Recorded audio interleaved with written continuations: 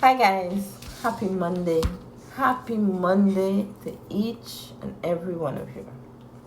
I trust everyone is doing well on this beautiful Monday evening.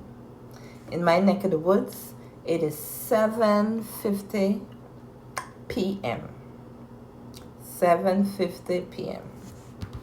Now, I did a video early Sunday morning and I said I would have done a part 2 of that video as to how this entire group of people made me their meal ticket. However, I was approached by someone and the question that was asked is that who are the people that are attacking me? Who are the people that are attacking me? Now, in many videos way back, I have spoken about those people. I also disclose their names, who they are, and their nationality, of course. I've also disclosed that. But I think it is fair because if one person could ask that question, sometime in other people's mind, they may have the same question as well. So I want to go a little bit deep into tell you guys the exact people who are attacking me and why they are attacking me. Okay? I don't want to go back to yada yada, the long story, when I came here in 2015 and all of that stuff. I'm going to start from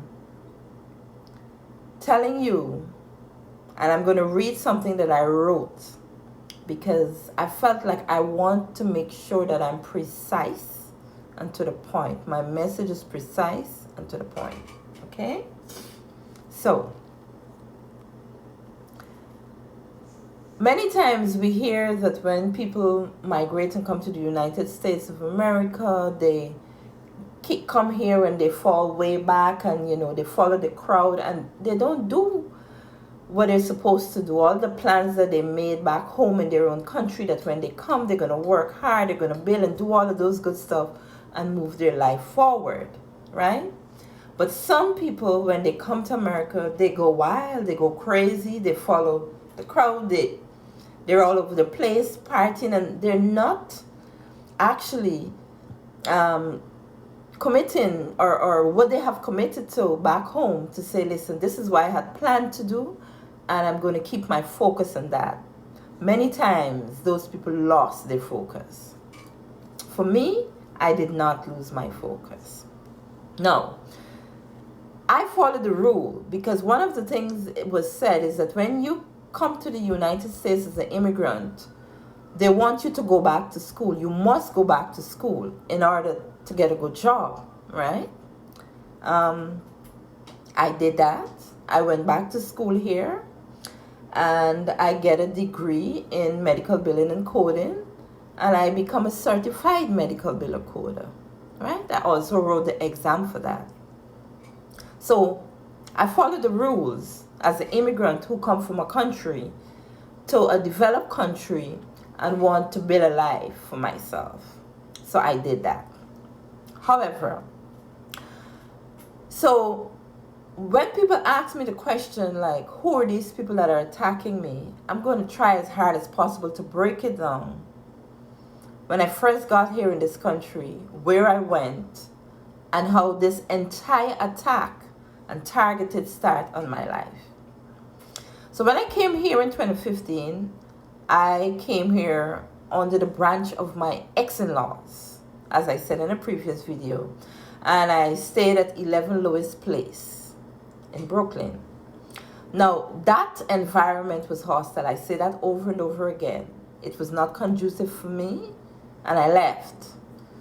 I know if I had taken my children with me, they would have called the cops and they would have definitely tried to damage my character, which they had previously called the cops a couple of days before that I left because I posted something on social media, and the entire family was upset and they called the cops because I posted something on social media. That also triggered me to leave that home. That home was not good for me and it was hostile. Now,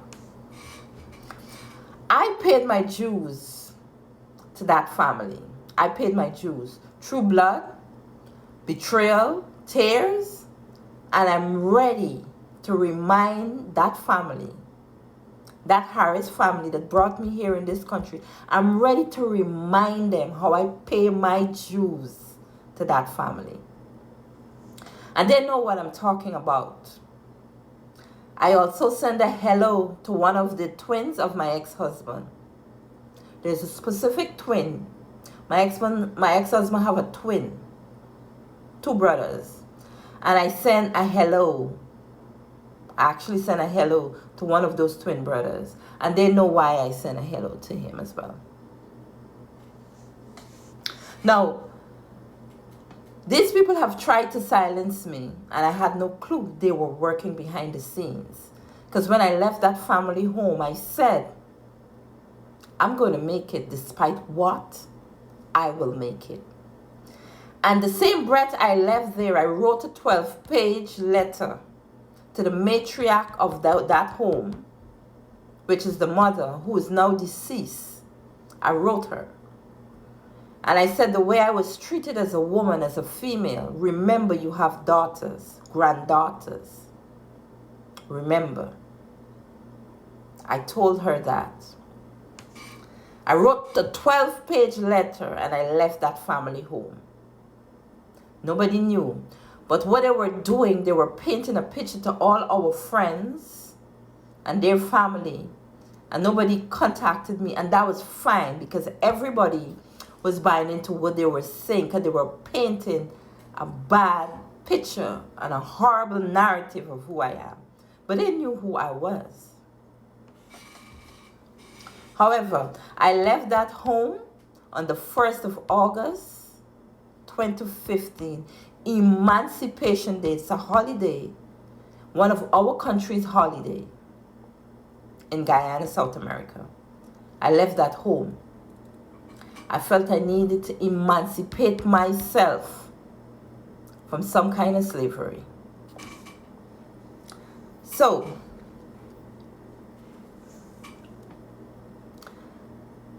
upon leaving that home, I stayed at a friend's home in New Jersey. I stayed in her basement for a couple, and eventually I moved from there. I moved to another place. I moved and I end up in Canarsie in Brooklyn. Now, living in Canarsie in Brooklyn, I was alone. I was struggling. I was going through struggles. I was going to school in Manhattan. I was doing part-time school in Manhattan. Then the school changed to Plaza College in Queens. So I was working a little bit in Manhattan because I was also working at the same university that I was doing the school at, doing my schooling. So I was doing some part-time receptionist work there, and I was going to school in Queens, and then I had to travel back to Brooklyn home. So it was tough, tiring, but I did it. I graduated. So when I walk out of that home, I told that family, despite what you guys do or say, I will make it. And I knew there and then that family would have come after me. Because like I said, a couple of weeks back, they called the cops because I put something on social media. I said, if I have to go back to my country, I'm ready. And I said, I will fast, I will not eat, and I will fast and pray. And they called the cops on me.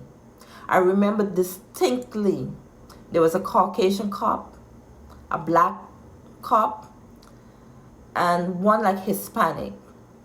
And the Hispanic one said to me, he said, when I came to this country, I had a lot of problems with my in-laws. And he advised me, he said, listen, they call the cops on you and this doesn't look right. The faster you get out of there, the better for you.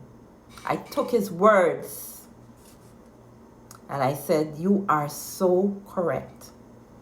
And the 1st of August, 2015, I left that hostile home.